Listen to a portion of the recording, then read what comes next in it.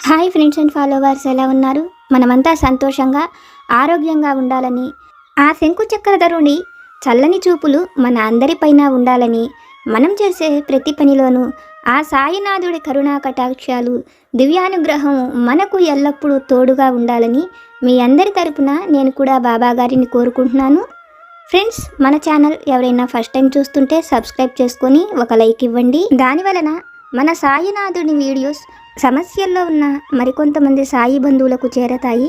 బాబాగారు మనతో చెప్పే ఆ దివ్య వాక్కులను వినటం వలన బాబాగారి దివ్య అనుగ్రహంతో పాటు మనసుకు సంతోషము, మనం కోరుకున్నవి నెరవేరతాయి అనే ఆనందంతో పాటు బాబాగారు మన కష్టకాలంలో మనతో పాటే ఉన్నారు అనే నమ్మకం కూడా కలుగుతుంది. ప్రతిరోజులాగా ఈరోజు కూడా మనం బాబాగారు నుంచి ఒక మంచి సద్గురు వాక్కును తెలుసుకుందాం. మనము బాబాగారి నుంచి ఎన్నో మంచి మంచి విషయాలను, మన జీవితానికి ఉపయోగపడే వాటిని మనం ఆ తండ్రి నుంచి తెలుసుకోగలుగుతున్నాం. బాబాగారు మనకు తెలిపే ప్రతి ఒక్క సందేశంలోనూ ఏదో ఒక పరమార్థము, మన సమస్యలను ఎదుర్కోగలిగే ధైర్యాన్ని బాబాగారి సందేశంగా మనం తెలుసుకోగలుగుతున్నాం. అవి మన జీవితానికి ఉపయోగపడే విషయాలని, మన సమస్యలను తెలుసుకుని అవి తీర్చేందుకు సాయి సమర్థులే మన వరకు ఆ విషయాలను చేరవేస్తున్నారని, మనం మన సాయి తండ్రి అనుగ్రహంతోనే వీటిని తెలుసుకోగలుగుతున్నామని, ఆ సమర్థ సద్గురువుల అనుగ్రహం మన పైన ఉన్నదని, మనం కోరుకున్న ప్రతి నిస్వార్థమైన కోరిక తప్పక నెరవేరుతుందని, న్యాయంగా ధర్మంగా వాటిని మనం పొందగలము అని బాబాగారు మనతో చెబుతున్నారు. బాబాగారు మనతో చెప్తున్న ఈ మాటలు ఎప్పుడూ కూడా మనకు గురుతుల్యమైన మాటలే. వాటిని ఆచరించిన వారు ఎవ్వరూ కూడా ఎప్పుడూ బాధపడవలసిన అవసరం లేదు. మనకున్న ప్రతి కష్టాన్ని కూడా బాబాగారికే చెప్పుకుంటాం. బాబాగారికి అన్ని విషయాలు తెలుసు. ఏ సమయంలో మనకు ఏది ఇవ్వాలో, ఎప్పుడు మనల్ని మంచి మార్గంలో నడిపించాలో, మనకున్నటువంటి మార్గం సరైనది కాకపోతే మనల్ని మంచి మార్గంలో నడిపించడం కోసమే బాబాగారు అప్పుడప్పుడు మనల్ని పరీక్షిస్తూ ఉంటారు, హెచ్చరిస్తూ ఉంటారు, మన బుద్ధిని మేల్కొల్పుతూ ఉంటారు. మనం ఏది కోరుకుంటున్నామో అవి మనకు తప్పక అనుగ్రహిస్తాను అని మన సాయి సమర్థులు మనతో ఎప్పుడూ చెబుతూనే ఉంటారు. అటువంటి సందేశాన్ని ఈరోజు బాబాగారు మనకు తెలియజేస్తున్నారు. మరి ఈరోజు బాబాగారు మనకు చెబుతున్న అటువంటి గొప్ప సందేశం ఏమిటో ఆ తండ్రి దివ్య వాక్కుల ద్వారానే విని తెలుసుకుందాం. తల్లి, నీకు ఒక మంచి అవకాశం త్వరలో రాబోతున్నది. అలాగే ఒక హెచ్చరిక కూడా చేస్తున్నాను. తల్లి, ఎన్నో కోట్ల జన్మలలో అమూల్యమైన మానవ జన్మ దైవానుగ్రహంతోనే లభిస్తుంది. అటువంటి మానవ జన్మను పట్టి పీడించేది మనస్సే. అందుకే నీ మేలు కోరి నీకు చెప్పే ఈ మాటలను శ్రద్ధగా ఆలకించి చూడు. తల్లి, నువ్వు కోరుకున్న వాటిని నువ్వు అడిగేటప్పుడు బుద్ధి బలంతో ఆలోచించుకో. నీకు నచ్చిన మంచి నిర్ణయం తీసుకో. జీవితమంతా ఆనందంగా గడిచిపోతుంది.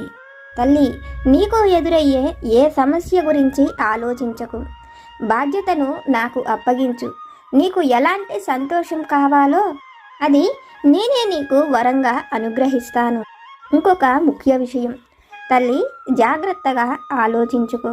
నీకు ఎంత ధనం ఉన్నా, నీ చుట్టూత ఎంతమంది ఉన్నా నిన్ను అర్థం చేసుకునేవారు ఒక్కరు కూడా లేరు.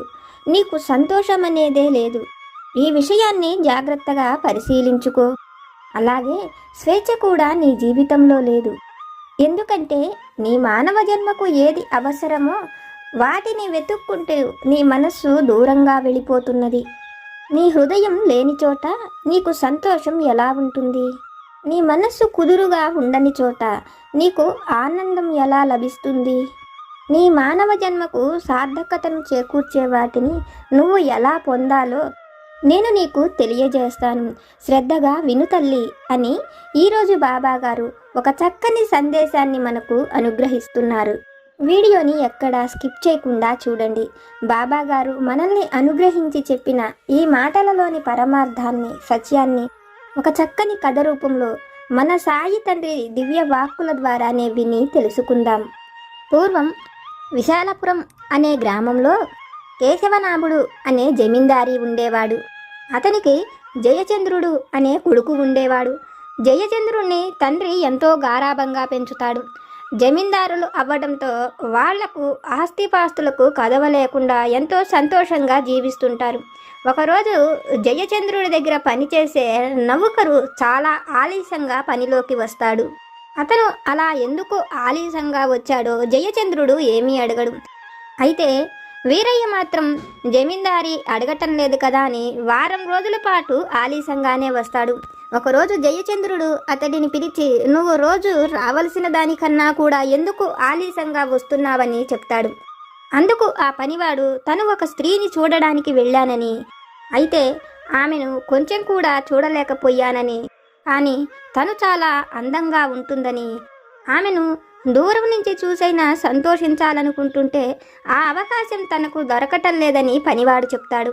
పనివాడి మాటలు విన్న జయచంద్రుడు ఆమెను చూసేందుకు అంత ప్రత్యేకత ఏమి ఉన్నదని జయచంద్రుడు అడిగినప్పుడు ఆ పనివాడు, అయ్యగారు, అటువంటి స్త్రీ ఈ చుట్టుపక్కల గ్రామాలలో కాదు, ఎవరికీ తెలిసి కూడా లేదట.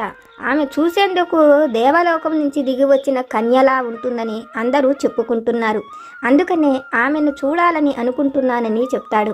ఆ మాటలు విన్న జయచంద్రుడు ఆమె ఎవరని, ఆమె వివరాలు ఏమిటని అడిగినప్పుడు ఆమె మన ఊళ్ళో ఉంటున్న వేశ్యాగృహముల్లో ఉండే స్త్రీ అని, ఆమె తల్లి పేరు పంకజమని, ఆమె పేరు సుందరవల్లి. తల్లి ఆమెను బయటకు తీసుకువచ్చేటప్పుడు పరదాల చాటునే ఉంచి తీసుకువస్తున్నదని, దానివలన ఎవరో అరుదుగా చూసిన ఆడవాళ్ళు కొద్దిపాటి వాళ్లే ఆమె అందచందాల గురించి చెప్పుకుంటున్నారని, ఎవరు ఇంతవరకు అయితే ఆమెను చూసి లేరని చెప్తాడు. ఆ మాటలు వింటూనే జయచంద్రుడు ఈ పనివాడు చెప్పిన మాటలు నిజమో కాదో తానే స్వయంగా చూసి తెలుసుకోవాలనుకొని ఆ రోజు సాయంత్రం పంకజం ఇంటికి వెళతాడు. పంకజం ఇంట సుందరవల్లిని చూసి ఆనందిస్తాడు. తనకు ఎలాగైనా ఆ సుందరవల్లి కావాలనుకున్న జయచంద్రుడు పంకజానికి కొంత ధనమిచ్చి తనకు సుందరవల్లి కావాలని చెప్తాడు. అందుకు పంకజం కూడా సరేనని చెప్తుంది. అయితే సుందరవల్లి మాత్రం తను ఎవరినైనా ఒక మంచి వ్యక్తిని వివాహం చేసుకొని అతనితో జీవితమంతా సంతోషంగా గడపాలని, తనకు ఇటువంటి వృత్తి ఆ విధానము ఇష్టం లేదనుకున్న సుందరవల్లి ఆ విషయాన్ని తన తల్లికి చెప్తుంది. అయితే సుందరవల్లితో తల్లి మాత్రం మనకు అటువంటి అవకాశం లేదని, మనలాంటి స్త్రీలను ఎవ్వరూ వివాహం చేసుకోరని చెప్తుంది. ఆ రోజు రాత్రికి తన దగ్గరకు వచ్చిన జయచంద్రుడికి కూడా సుందరవల్లి తన అభిప్రాయాన్ని చెప్తుంది. అయితే సుందరవల్లితో కొద్ది సమయం గడిపి వెళ్ళిపోవాలనుకున్న జయచంద్రుడు తను కోరుకున్నట్లుగానే ఆమెను అతను వివాహం చేసుకుంటానని, తన అవసరాలను గడుపుకుపోయే మాటలు సుందరవల్లితో చెప్పి ఆమెకు దగ్గర అవుతాడు. జయచంద్రుడు చెప్పిన ప్రతి మాటను కూడా సుందరవల్లి నిజమేనని నమ్ముతుంది. ఆ రోజు నుంచి తన ఇంటికి జయచంద్రుడిని తప్ప సుందరవల్లి ఎవరినీ రానివ్వదు. జయచంద్రుణ్ణి తన భర్తగా ఊహించుకుంటూ ఎంతో సంతోషంగా జీవిస్తుంటుంది సుందరవల్లి. కొన్నాళ్లకు జయచంద్రుడు రావటం కూడా తగ్గిస్తాడు. సుందరవల్లి మాత్రం జయచంద్రుణ్ణి తప్ప మరెవ్వరినీ కూడా తన ఇంటి గడపను కూడా తొక్కనివ్వదు. కొన్నాళ్లకు సుందరవల్లి గర్భవతి అవుతుంది. తల్లితో ఆ విషయాన్ని చెప్పి అది ఎలాగైనా కూడా జయచంద్రుడికి చేరవేయమని, తనను జయచంద్రుడు వివాహం చేసుకుంటాడని తల్లితో చెప్తుంది. తల్లి మాత్రం మనలాంటి వారిని ఎవ్వరూ వివాహం చేసుకోరని, నువ్వు అతన్ని మాయమాటలు నమ్మవద్దని, వాళ్ళ అవసరం గడుపుకునేందుకే మన దగ్గరకు వచ్చే మగవారు ఎవరైనా ఇటువంటి విషయాలనే చెప్తారని పంకజం తన కూతురుకు చెబుతూ తనను ఆ కడుపు ఉంచుకోవద్దని, తీసేయమని చెప్తుంది. కానీ ఆమె ఎన్ని చెప్పినా సుందరవల్లి మాత్రం ఆ విషయాలను పట్టించుకోదు.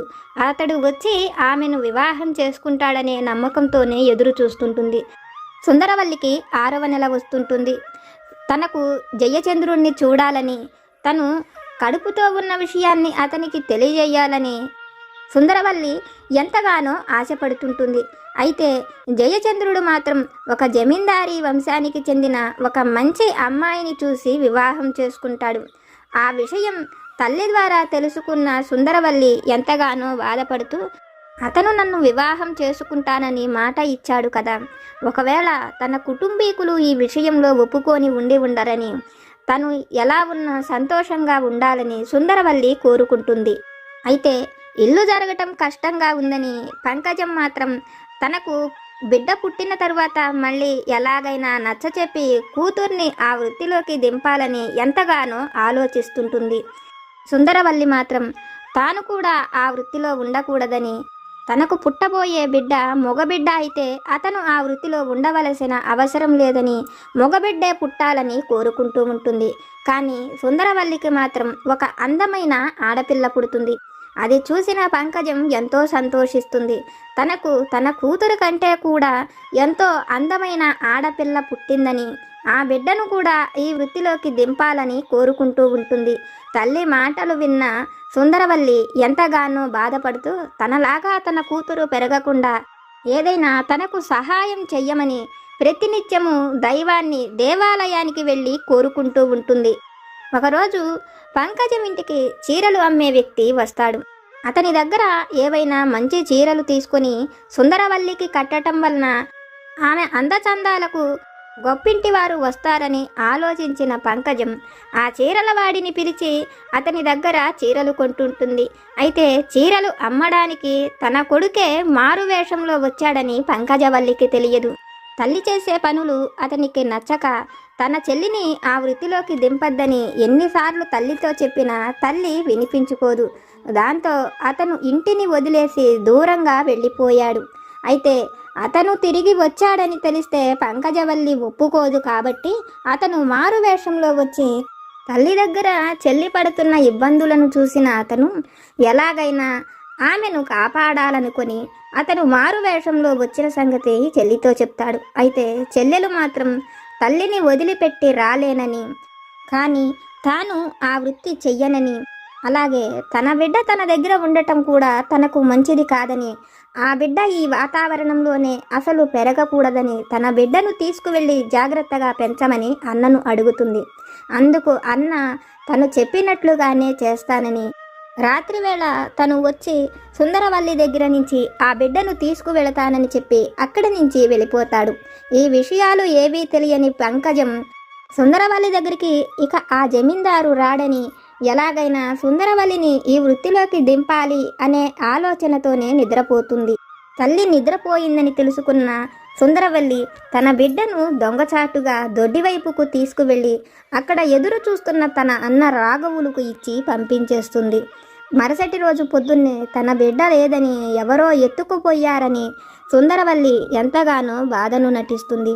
కొద్ది రోజులు పంకజం కూడా ఆ బిడ్డ గురించి తలుచుకొని బాధపడుతూ కొన్న రోజుల తరువాత ఇంకా బిడ్డ పోయిందని బాధపడద్దని సుందరవల్లికి ధైర్యం చెప్తున్నట్లుగా ఇల్లు గడవటం కూడా కష్టంగా ఉందని సుందరవల్లిని ఆ వృత్తిలోకి దిగమని ఎంతగానో బలవంత పెడుతుంటుంది.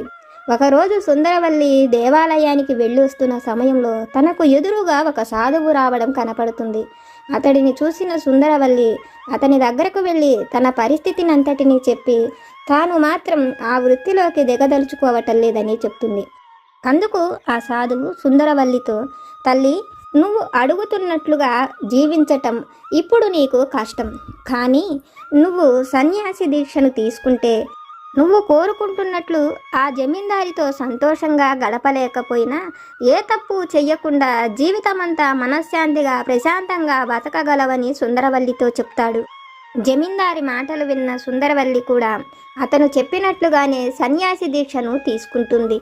అది చూసిన పంకజం సుందరవల్లి సన్యాసి దీక్షను తీసుకోవటం వలన ఇంకా తన దగ్గరికి ఏ పురుషులు రాలేరని, ఇప్పుడు తను అనుభవిస్తున్న భోగభాగ్యాలు ఇక నుంచి వాళ్లతో ఉండవని ఆ దిగులు, ఆ ఆలోచనతోనే మంచాన పడుతుంది. అయితే సుందరవల్లి మాత్రం తన తల్లికి ఇక్కడ చేసుకున్న పాపకర్మలు ఇక్కడే పోవాలని, మరణం తరువాత తను దైవంలో ఐక్యమవ్వాలి అని, అలా జరగాలంటే తను కూడా మంచి మాటలే వినాలని ప్రతిరోజు రామాయణము, భారతం లాంటివి చదువుతూ ఆమెకు వినిపిస్తూ ఉంటుంది. కొన్నాళ్లకు పంకజంలో కూడా మార్పు కలుగుతుంది. అయితే సుందరవల్లికి తను ఇచ్చిన మాట తప్పానని ఇంత కూడా బాధలేని జయచంద్రుడు సుందరవల్లిని కలిసేందుకు తన ఇంటికి వస్తాడు. సుందరవల్లిని చూసి తాను సన్యాసి దీక్ష తీసుకోవటం అతనికి నచ్చలేదని, ఆమెను ఆ సన్యాసి వస్త్రాలు తీసేసి పట్టు వస్త్రాలను ధరించి అత్తరు రాసుకొని తన దగ్గరకు రమ్మనమని కోరతాడు. అయితే సుందరవల్లి మాత్రం తను కూడా అందరిలాగా గౌరవంగా బతకాలని కోరుకుంటున్నానని, ఆమె ఆ వృత్తి చెయ్యదలుచుకోవటం లేదని, ఇంతకు ముందు కూడా అలా ప్రవర్తించలేదని, ఇక ముందు కూడా ఆ విధంగా జీవించదలుచుకోవటం లేదని అతనితో నిర్మోహమాటంగా చెప్తుంది. ఆ మాటలు వింటూనే జయచంద్రుడు, నీలాంటి స్త్రీలకు విలువ, గౌరవం అనేది ఎక్కడకు వెళ్ళినా లభించదని, మీలాంటి స్త్రీలను ఏ మగవాడైనా ఈ విధంగానే చూస్తాడని, మేము ఇచ్చే ధనంతోనే మీరు బ్రతకాలని, ఇప్పుడు నీ తల్లి ఆరోగ్యంగా తిరిగి రావాలన్నా నేను చెప్పినట్లు నువ్వు వినవలసిందేనని సుందరవల్లిని రమ్మనమంటాడు. అయితే సుందరవల్లి మాత్రం ఆ విషయానికి ఒప్పుకోదు. పంకజం కూడా, నేను ఇంక ఎన్నాళ్ళో బ్రతకపోను, నా కోసం నువ్వు ఏమీ చెయ్యవక్కర్లేదని, నీ సంతోషం కోరి నువ్వు ఏది చేసినా నాకు ఆనందమేనని చెప్తుంది. పంకజంలో వచ్చిన మార్పును, సుందరవల్లిలో మాటలలోని మార్పును చూసిన జయచంద్రుడికి వాళ్ళ మీద మరింత కోపం పెరిగి, ఎలాగైనా సుందరవల్లిని తన దారిలోకి తెచ్చుకోవాలనుకున్న జయచంద్రుడు, నీకు పుట్టిన బిడ్డ ఎక్కడ ఉన్నా ఎతికి తీసుకువచ్చి నీ ముందే ఆ బిడ్డను కూడా ఈ వృత్తిలోకి దింపుతానని ఆమెను బెదిరించి అక్కడి నుంచి వెళ్ళిపోతాడు. కానీ సుందరవల్లి మాత్రం అతను చెప్పిన ఏ విషయాలకు భయపడకుండా దైవం మీద భారం వేసి ప్రశాంతంగా జీవిస్తుంటుంది. కొద్ది రోజులకు పంకజం చనిపోతుంది. ఈమె మాత్రం తాను కోరుకున్న సన్యాసి దీక్షలోనే సంతోషంగా ఊరు చివరన ఒక చిన్న ఆశ్రమాన్ని నిర్మించుకొని జీవిస్తుంటుంది. సుందరవల్లిని చూసిన వారంతా కూడా ఆమెను అంతకుముందు చూసిన దృష్టితో చూడకుండా ఒక సన్యాసిని ఎంత గౌరవంగా చూస్తుంటారో ఆమెను కూడా ఆ విధంగానే చూస్తుంటారు. అది చూసిన జయచంద్రుడికి మాత్రం కొంచెం కూడా నచ్చదు. సుందరవల్లి ఎప్పుడు ఏ క్షణంలో ఎలా నడుచుకుంటుందో, ఎలా ప్రవర్తిస్తుందో అన్ని విషయాలను తన మనుషుల ద్వారా అతను తెలుసుకుంటూనే ఉంటాడు. ఒకరోజు సుందరవల్లి దగ్గరికి మారువేషంలో తన అన్న వచ్చి, ఆమె కూతురికి ఆనందవల్లి అనే పేరు పెట్టానని, ఆమె పెరిగి పెద్దదైనదని, ఆమెకు పెళ్ళీడు వయస్సు వచ్చినదని, వివాహం చెయ్యాలనుకుంటున్నానని, తన కొడుకుకు ఇచ్చి వివాహం చేసేందుకు తనకు ఏమైనా అభ్యంతరం ఉంటే తెలియచెప్పమని అడుగుతాడు. అయితే అన్న మాటలు విన్న సుందరవల్లికి వివాహము అనే మాట ఎంతో సంతోషాన్ని ఇస్తుంది. తన జీవితంలో జరగనిది తన బిడ్డ జీవితంలో జరుగుతున్నందుకు తను ఆనందంగానే ఉన్నానని, ఈ వివాహం ఆనందవల్లికి కూడా ఇష్టమైతే ఆమెను నీ ఇంటి కోడలుగా చేసుకునేందుకు నాకు ఎటువంటి అభ్యంతరము లేదని చెప్తాడు. ఆ మాటలు వింటూనే అతను కూడా ఆమెకు ఇష్టమేనని, నీ అంగీకారం తెలుసుకురమ్మనమని చెప్పిందని చెప్తాడు. అందుకు సుందరవల్లి తన బిడ్డ ఎక్కడ ఉన్నా తన అంగీకారాన్ని తెలుసుకునే నడుచుకుంటుందని సంతోషించి ఆమెకు వివాహం చేసేందుకు సమ్మతిస్తుంది. అయితే తన బిడ్డకు జరిగే వివాహం వాళ్ళ జీవితాలకు మార్పు కలగడమే కాదని, వాళ్ళలాంటి వాళ్ళ జీవితాల్లో మార్పు కలగాలని కోరుకుంటున్నానని, దానికి అడ్డుపడే వాళ్ళందరికీ కూడా ఈ వివాహం దైవం చెప్పే బుద్ధి అని, తన కూతురికి వివాహం తను ప్రతినిత్యము వెళ్ళి వచ్చే ఆ వేణుగోపాల స్వామి గుడిలోనే చెయ్యమని కోరుతుంది. ఆమె కోరినట్లుగానే ఆ ఊరి దేవాలయంలో వివాహాన్ని ఏర్పాటు చేస్తారు. ఊరి ప్రజలంతా కూడా సంతోషిస్తారు. అందుకు పురోహితుడు కూడా ఒప్పుకుంటాడు. అయితే ఈ విషయాలు తెలిసిన జయచంద్రుడు మాత్రం ఆ వివాహ సమయానికి అక్కడ చేరుకొని తన దగ్గర ఉండే పనివాళ్లతో ఎలాగైనా తన బలాన్ని ఉపయోగించి ఆ వివాహాన్ని ఆపాలనుకొని, సుందరవల్లి కోరిక ఎట్టి పరిస్థితుల్లోనూ నెరవేరకూడదని, అందుకు తన మేనల్లుడికి ఆనందవల్లిని ఎలాగైనా చెరపట్టమని, దానికి అతను సహాయం చేస్తానని చెప్పి వాళ్ళందరినీ కూడా వెంట పెట్టుకుని దేవాలయానికి వస్తాడు. అక్కడ ఎంతో సంతోషంగా జరుగుతున్న వివాహాన్ని ఆపి ఆనందవల్లిని తన ఎదురుకి తీసుకురమ్మనమని ఆమె ముఖాన ఉన్న మేలి ముసుగును తీయిస్తాడు. అయితే మేలి ముసుగు తీసిన ఆ క్షణమే జయచంద్రుడి కంట కన్నీరు ఆగదు.